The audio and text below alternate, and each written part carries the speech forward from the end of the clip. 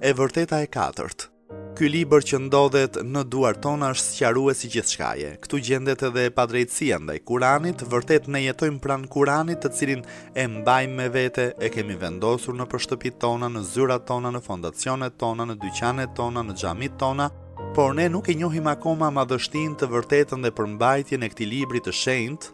Kjo është një anë e padrejtësisë ndaj Kuranit. Allahu i madhëruar thotë ne ta zbritëm ty librin si shpjegim për çdo çështje, si udhërrëfyes, si mëshirë dhe si lajm të mirë për myslimanët. Nganjëherë disa njerëz thonë, a është e logjikshme që midis kopertinave të tij të gjendet gjithçka? Po, kjo është e vërtetë sepse Allahu i madhëruar thotë që është shpjegues për çdo gjë dhe për çdo çështje. Në një hadith thuhet në Kuran gjenden lajmet e atyre që ishin para jush e atyre që do të vinë pas jush dhe lajmet e tyre që ndodhen mes jush. Në një hadith tjetër thuhet vërtet në të gjendet dija e asaj që do të vi, lajmi për të shkuarën, ilaç për sëmundjen tuaj dhe sistemim mes jush.